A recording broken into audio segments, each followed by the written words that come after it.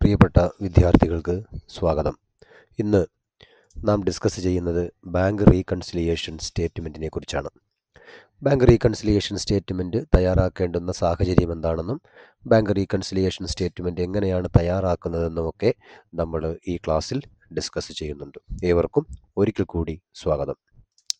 ഇവിടെ നമ്മൾ രണ്ട് ബുക്കുകളെ പരിചയപ്പെടുകയാണ്. നമുക്കറിയാവുന്ന രണ്ട് ബുക്കാണ്, ഒന്ന് ക്യാഷ് ബുക്കും മറ്റൊന്ന് പാസ്ബുക്കും. അതായത് ക്യാഷ് ബുക്ക് മെയിൻറ്റെയിൻ ചെയ്യുന്നത് ബിസിനസ്സും പാസ്ബുക്ക് മെയിൻറ്റെയിൻ ചെയ്യുന്നത് ബാങ്കുമാണെന്ന് നമുക്ക് ഏവർക്കും അറിയാം. നോക്കൂ, സ്ക്രീനിൽ ഇപ്പോൾ ഒരു ഡബിൾ കോളം ക്യാഷ് ബുക്കും ഒരു പാസ്ബുക്കും നമുക്ക് കാണാൻ കഴിയും. സ്ക്രീനിൽ കാണുന്നത് പ്രകാരം 2025 ഏപ്രിൽ മാസം 1-ാം തീയതി ക്യാഷ് ബുക്ക് പ്രകാരമുള്ള ബാങ്ക് ബാലൻസ് 15,000-ഉം പാസ്ബുക്ക് പ്രകാരമുള്ള ബാങ്കിൻ്റെ ബാലൻസ് 15,000-ഉമാണ് എന്ന് നമുക്ക് കാണാം. ഓക്കെ, ഇവിടെ ക്യാഷ് ബുക്ക് ബാലൻസും പാസ്ബുക്ക് ബാലൻസും സെയിം ആണ് എന്ന് നമുക്ക് കാണുവാൻ കഴിയും. ഒരു ട്രാൻസാക്ഷനെ ഞാൻ നിങ്ങൾക്ക് പരിചയപ്പെടുത്തുകയാണ്. അതായത് ഏപ്രിൽ മാസം 3-ാം തീയതി ബിസിനസ് അതുൽ എന്ന് പറയുന്ന ക്രെഡിറ്റർക്ക് ഒരു ചെക്ക് കൊടുക്കുകയാണ്. ഈ ചെക്ക് നമ്മൾ ഇഷ്യൂ ചെയ്യുമ്പോൾ തന്നെ ബിസിനസ്സിൻ്റെ ക്യാഷ്യർ ഇപ്രകാരം അത് റെക്കോർഡ് ചെയ്യും. ഇനി ഞാൻ നിങ്ങളോടൊരു ചോദ്യം ചോദിക്കുകയാണ്. ഏപ്രിൽ മാസം 3-ാം തീയതി എന്തായിരിക്കും ക്യാഷ് ബുക്ക് പ്രകാരമുള്ള ബാങ്കിൻ്റെ ബാലൻസ്? നിങ്ങൾക്ക് വളരെ ലളിതമായിട്ട് ഉത്തരം പറയാൻ പറ്റും.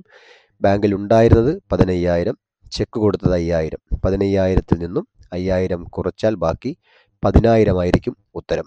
എന്നാൽ ഞാൻ മറ്റൊരു ചോദ്യം ചോദിക്കാം. ഇതേ ഡേറ്റിൽ തന്നെ പാസ്ബുക്ക് പ്രകാരം എത്രയായിരിക്കും ബാലൻസ്? ഉത്തരം 10,000 എന്നായിരിക്കത്തില്ല.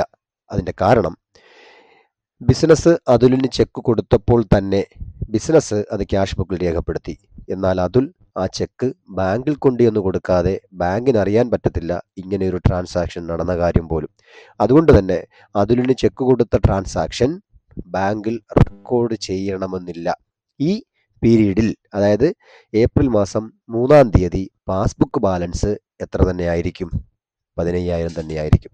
ഇവിടെ നോക്കൂ, ഏപ്രിൽ മാസം 3-ാം തീയതി ക്യാഷ് ബുക്ക് ബാലൻസും പാസ്ബുക്ക് ബാലൻസും തമ്മിൽ വ്യത്യാസപ്പെട്ട് കിടക്കുന്നു.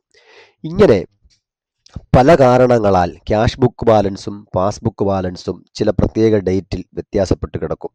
അപ്പോൾ ബിസിനസ് തീർച്ചയായിട്ടും ഒരു പരിശോധന നടത്തും. എന്താണ് ഈ വ്യത്യാസത്തിന് കാരണം? അങ്ങനെ കുറച്ച് കാരണങ്ങൾ കണ്ടെത്താൻ പറ്റും. ആ കാരണങ്ങൾ കൊണ്ട് തന്നെയാണോ ഈ വ്യത്യാസം എന്ന് പരിശോധിക്കുന്നതിന് വേണ്ടിയിട്ട് നാം ഒരു സ്റ്റേറ്റ്മെൻറ്റ് തയ്യാറാക്കും, ബാങ്ക് റീകൺസിലിയേഷൻ സ്റ്റേറ്റ്മെൻറ്റ്. ഇനി അഥവാ ഏതെങ്കിലും തരത്തിലുള്ള തെറ്റാണ് സംഭവിക്കുന്നതെങ്കിൽ ആ തെറ്റ് തിരുത്തുന്നതിനും ബാങ്ക് റീകൺസിലിയേഷൻ സ്റ്റേറ്റ്മെൻറ്റ് നമ്മളെ സഹായിക്കാറുണ്ട്. നോക്കൂ, ഈ ഒരൊറ്റ ട്രാൻസാക്ഷൻ വെച്ചിട്ട് ബാങ്ക് റീകൺസിലിയേഷൻ സ്റ്റേറ്റ്മെൻറ്റ് എങ്ങനെയാണ് തയ്യാറാക്കുന്നതെന്ന് പരിശോധിക്കാം. ഇവിടെ ഈ പ്രകാരമാണ് ഒരു ബാങ്ക് റീകൺസിലിയേഷൻ സ്റ്റേറ്റ്മെൻറ്റ് നമ്മൾ തയ്യാറാക്കുന്നത്. രണ്ട് എമൗണ്ട് കോളം ഉണ്ട്, ഒന്ന് ആഡ് ചെയ്യാനുള്ളതും മറ്റൊന്ന് ലെസ് ചെയ്യാനുള്ളതും. ഇവിടെ നമുക്കറിയാവുന്നതുപോലെ തന്നെ ക്യാഷ് ബുക്ക് ബാലൻസ് എന്ന് പറഞ്ഞാൽ 10,000 രൂപയാണ്. യഥാർത്ഥത്തിൽ പാസ്ബുക്ക് ബാലൻസ് 15,000 ആണെന്ന് നമ്മൾ കണ്ടു കഴിഞ്ഞു. എന്തുകൊണ്ടാണ് ക്യാഷ് ബുക്ക് ബാലൻസ് 10,000 ആയിട്ട് മാറിയത്? അപ്പോൾ നമ്മൾ അന്വേഷിച്ചപ്പോൾ ഒരു ചെക്ക് ഇഷ്യൂ ചെയ്തു, പക്ഷേ അത് എന്ത് ചെയ്തില്ല, ബാങ്കിൽ കൊണ്ടുവന്ന് പ്രസൻറ്റ് ചെയ്തില്ല. ആ കാരണം കൊണ്ട് തന്നെയാണോ പാസ്ബുക്കിൽ 15,000 കിടക്കുന്നത്? അതിന് ആ ക്യാഷ് ബുക്കിൽ നിന്നും കുറച്ചതിനെ നമ്മൾ എന്ത് ചെയ്താൽ മതി, തിരിച്ച് കൂട്ടിയാൽ മതി. ഇപ്രകാരം നമ്മൾ ബാങ്ക് റീകൺസിലിയേഷൻ സ്റ്റേറ്റ്മെൻറ്റ് തയ്യാറാക്കുമ്പോൾ നമുക്ക് ബാലൻസ് 15,000. ഇതാണ് നമ്മുടെ പാസ്ബുക്ക് പ്രകാരമുള്ള ബാലൻസ്. ഇതേ ഉദാഹരണത്തിലേക്ക് മറ്റൊരു ട്രാൻസാക്ഷന് കൂടി നമ്മൾ ആഡ് ചെയ്യുകയാണ്. അതായത് 5-ാം തീയതി ഈ പറയുന്ന ആകാശ് എന്ന് പറയുന്ന ഒരു കസ്റ്റമറിൽ നിന്നും നമുക്കൊരു ചെക്ക് കിട്ടും. ചെക്ക് കിട്ടുമ്പോൾ തന്നെ നമ്മളത് എന്ത് ചെയ്യും, ബാങ്കിൽ കൊടുക്കും. ബാങ്കിൽ കൊടുത്തിട്ട് ഇപ്രകാരം നമ്മുടെ ക്യാഷ് ബുക്കിൽ രേഖപ്പെടുത്തും. ആദ്യം ചോദിച്ച അതേ ചോദ്യം ഞാൻ നിങ്ങളോട് ചോദിക്കുകയാണ്. 5-ാം തീയതി ക്യാഷ് ബുക്ക് ബാലൻസ് പ്രകാരം ക്യാഷ് ബുക്ക് പ്രകാരമുള്ള ബാങ്ക് ബാലൻസ് എത്രയായിരിക്കും? വളരെ സിമ്പിളായിട്ട് നമുക്ക് ഉത്തരം പറയാൻ പറ്റും. 15,000 ഉണ്ടായിരുന്നു, 10,000 രൂപയുടെ ചെക്ക് ബാങ്കിൽ ഡിപ്പോസിറ്റ് ചെയ്തു, 5,000 രൂപയുടെ ചെക്ക് കൊടുത്തു. അപ്പോൾ 20,000 രൂപയാണ് ക്യാഷ് ബുക്ക് പ്രകാരമുള്ള ബാങ്കിൻ്റെ ബാലൻസ്. എന്നാൽ പാസ്ബുക്ക് പ്രകാരമുള്ള ബാലൻസ് എത്രയായിരിക്കും? ഇവിടെ ഒരു ചെക്ക് നമ്മൾ ബാങ്കിൽ കൊടുത്താൽ ബാങ്കിനൊരു പ്രൊസീജിയറുണ്ട്. ഏത് ചെക്കാണോ ബാങ്കിൽ കിട്ടുന്നത് ആ ചെക്ക് ഏത് അക്കൗണ്ടിൽ നിന്ന് വന്നെന്ന് പരിശോധിക്കും, ആ അക്കൗണ്ടിൽ പണമുണ്ടോ എന്ന് പരിശോധിക്കും. അതിനുശേഷം മാത്രമേ ആ അക്കൗണ്ടിൽ കിടക്കുന്ന പണം എടുത്ത് ബിസിനസ്സിൻ്റെ, അതായത് നമ്മുടെ അക്കൗണ്ടിലേക്ക് ബാങ്ക് ട്രാൻസ്ഫർ ചെയ്യത്തുള്ളൂ. ചില സമയങ്ങളിൽ ഇതിന് കുറച്ച് സമയം എടുക്കാറുണ്ട്. അങ്ങനെ അത് പ്രോസസ്സായി വന്നില്ല എന്നുണ്ടെങ്കിൽ തീർച്ചയായിട്ടും പാസ്ബുക്ക് പ്രകാരം ഉള്ള ബാലൻസ് പഴയ തന്നെ ആയിരിക്കും.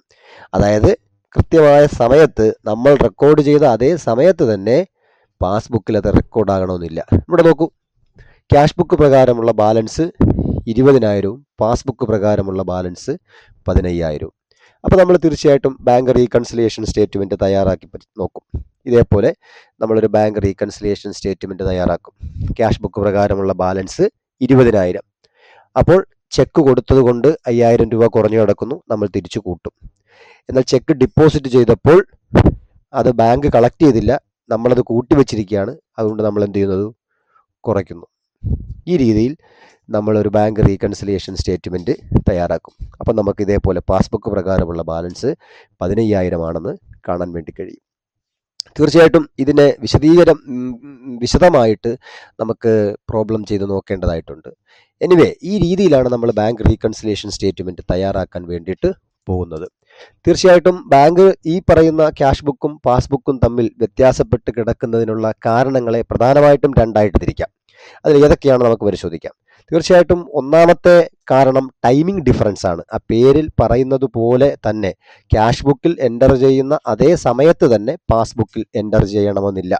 അതുപോലെ തന്നെ തിരിച്ചും പാസ്ബുക്കിൽ ഒരു ട്രാൻസാക്ഷൻ എൻ്റർ ആകുന്ന അതേ സമയത്ത് തന്നെ ക്യാഷ് ബുക്കിലും ആ ട്രാൻസാക്ഷൻ എൻ്റർ ആകണമെന്നില്ല. ഇതാണ് ടൈമിംഗ് ഡിഫറൻസസ് എന്ന് പറയുന്നത്. ചില ഉദാഹരണങ്ങൾ നമുക്ക് പരിശോധിക്കാം. ചെക്ക് ഡിപ്പോസിറ്റ് ചെയ്തു, പക്ഷേ ബാങ്ക് എന്ത് ചെയ്തില്ല? അത് കളക്ട് ചെയ്തില്ല. ചെക്ക് ഇഷ്യൂ ചെയ്തു, പക്ഷേ അത് പേയ്മെൻറ്റിന് വേണ്ടിയിട്ട് ബാങ്കിൽ പ്രസൻറ്റ് ചെയ്തില്ല. ഇനി ബാങ്ക് പലതരത്തിലുള്ള ചാർജുകൾ ഈടാക്കും. അത് നമ്മൾ ആ സമയത്ത് തന്നെ, ബാങ്ക് ഈടാക്കുന്ന സമയത്ത് തന്നെ നമ്മളത് അറിയണമെന്നില്ല. നമുക്ക് SMS അയക്കുന്നു, നമുക്ക് ATM കാർഡിൻ്റെ ഫെസിലിറ്റി തരുന്നു, നമുക്ക് ചെക്കിൻ്റെ ഫെസിലിറ്റി തരുന്നു. അങ്ങനെ പലതരത്തിലുള്ള ചാർജുകൾ ബാങ്ക് ഈടാക്കാറുണ്ട്. ബാങ്ക് ചാർജ് ഈടാക്കുന്ന അതേ സമയം തന്നെ ബിസിനസ്സിൻ്റെ ക്യാഷ് ബുക്കിൽ അത് റെക്കോർഡാകണമെന്ന് ഇല്ല. ഇനി ബിസിനസ്സിന് കസ്റ്റമർ തരാനുള്ള പണം നേരിട്ട് കസ്റ്റമർ നമ്മുടെ ബാങ്ക് അക്കൗണ്ടിലേക്ക് അയക്കുകയാണ്. ഓക്കെ, അത് ആ സമയത്ത് തന്നെ ബിസിനസ് അറിയണമെന്നില്ല, പക്ഷേ ബാങ്ക് അത് കൃത്യമായിട്ട് രേഖപ്പെടുത്തും. അതാണ് ഒരു ഡിഫറൻസിന് കാരണമായിട്ട് മാറുന്നത്. ഇനി ബിസിനസ്സിൻ്റെ ആവശ്യപ്രകാരം, ബിസിനസ്സിൻ്റെ സ്റ്റാൻഡിംഗ് ഇൻസ്ട്രക്ഷൻസിൻ്റെയൊക്കെ അടിസ്ഥാനത്തിൽ ബാങ്ക് പലതരത്തിലുള്ള പേയ്മെൻറ്റ് ബിസിനസ്സിന് വേണ്ടിയിട്ട് നടത്താറുണ്ട്. ഇതൊക്കെ തന്നെ ആ സമയത്ത് തന്നെ ക്യാഷ്യർ, നമ്മുടെ ബിസിനസ്സിൻ്റെ ക്യാഷ്യർ അറിയണമെന്നില്ല. ഓക്കെ, ബിസിനസ്സിന് ഏതെങ്കിലും തരത്തിലുള്ള പലിശയോ ലാഭവിഹിതമോ ഒക്കെ ബാങ്ക് കളക്ട് ചെയ്യാറുണ്ട്. ഇതും കൃത്യമായിട്ട് ബാങ്ക് കളക്ട് ചെയ്യുന്ന അതേ സമയം തന്നെ ക്യാഷ് ബുക്കിൽ എൻ്റർ ആകണമെന്ന് ഇല്ല. അതുപോലെ തന്നെ നമ്മൾ ബിസിനസ് ഡിപ്പോസിറ്റ് ചെയ്ത ചെക്ക്, അതേപോലെ ബില്ല് ഡിസ്കൗണ്ട് ചെയ്തതൊക്കെ തന്നെ ഡിസോണർ ആകാൻ സാധ്യതയുണ്ട്. ഡിസോണർ ആകുക എന്ന് പറഞ്ഞു കഴിഞ്ഞാൽ അക്കൗണ്ടിൽ പണമില്ലാതാകുകയോ അതല്ലാന്നുണ്ടെങ്കിൽ സമയത്ത് ബില്ലിൻ്റെ പൈസ കൊടുക്കാതെ വരികയോ ചെയ്യുമ്പോഴാണ് ബില്ല് ഡിസോണർ ആകുന്നത്. ബില്ല് ഡിസോണർ ആകുമ്പോൾ ആദ്യം ആരെ അറിയൂ? ബാങ്ക് മാത്രമേ അറിയൂ. പിന്നീടായിരിക്കും അത് ബിസിനസ് അറിയുക. അപ്പം ഇതെല്ലാമാണ് ചില ടൈമിംഗ് ഡിഫറൻസിൻ്റെ ഉദാഹരണം.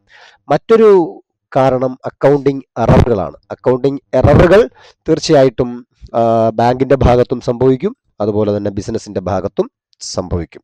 ഇതൊക്കെയാണ് ബാങ്ക് റീകൺസിലിയേഷൻ സ്റ്റേറ്റ്മെൻറ്റിനെ പറ്റി അടിസ്ഥാനപരമായി നാം മനസ്സിലാക്കുന്നത്. തീർച്ചയായിട്ടും ബാങ്ക് റീകൺസിലിയേഷൻ സ്റ്റേറ്റ്മെൻറ്റ് എങ്ങനെയാണ് തയ്യാറാക്കുന്നതെന്ന് വിശദമായിട്ട് നമ്മൾ ചർച്ച ചെയ്യാൻ വേണ്ടിയിട്ട് പോവുകയാണ്. ഈ പറയുന്ന ഒരു വീഡിയോ നിങ്ങൾ കൃത്യമായിട്ട് കാണുക. എന്തെങ്കിലും സംശയങ്ങളുണ്ടെന്നുണ്ടെങ്കിൽ ചോദിക്കുക. Okay, thank you for watching.